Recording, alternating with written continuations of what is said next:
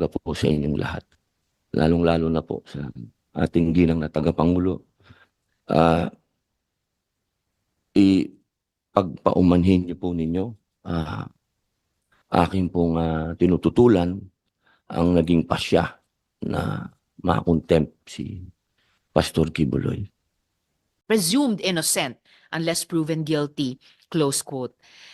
If we allow witnesses of the Senate to simply claim that appearing before a committee would violate his or her constitutional right to be presumed innocent and his or her right against self-incrimination, wala na pong kapangyarihan ang ating Senado maglunsad ng mga investigasyon.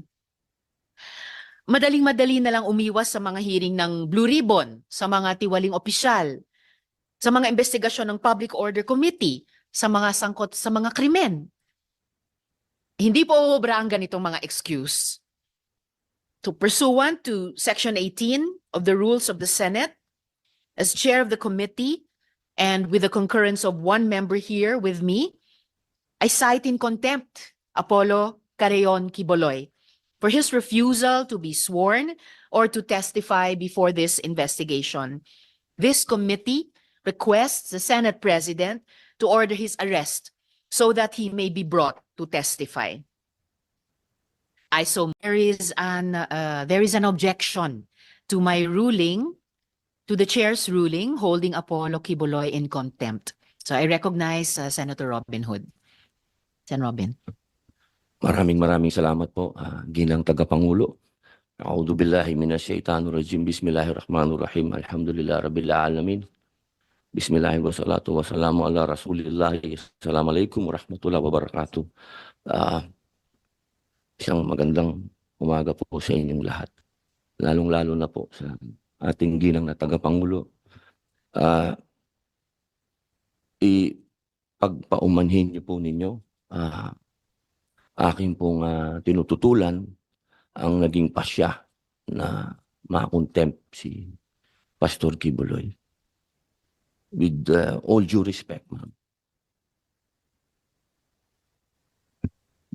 Well noted po ng chair ang objection ni Sen. Robin sa ruling ng chair holding Pastor Kibuloy in contempt.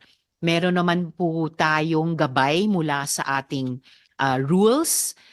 Section 18, ito po yung Rules of Procedure Governing Inquiries in Aid of Legislation.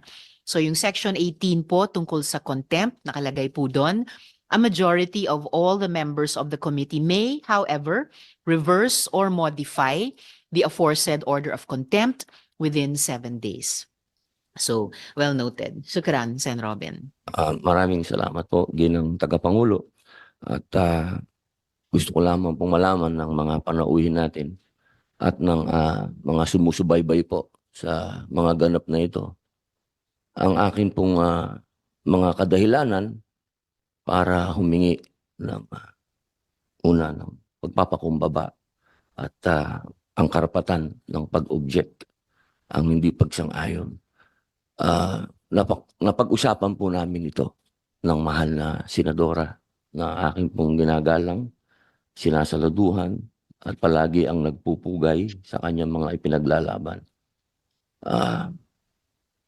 Ako po ay nagpapasalamat muli sa inyo, mahal na ginang tagapangulo, sa pagtanggap po ng aking objection. Maraming salamat po. At sa 7 araw po. May 7 araw po ang majority Ilan of the po? members of the committee Majority. Opo, na gawing formal itong pag-object sa ruling ng chair holding Pastor Kibuloy in contempt. Pag sinabi po ba, ginang tagapangulo, ito po ba yung membro natin? Apo, sila. Tama po, Sen. Robin. Ito po yung majority of the members of the Opo. Committee on Women. Yun lang pong members lang po, no? Malinaw po, no? Hindi po kasama yung mga leaders. 7. Bali, 6 pa po.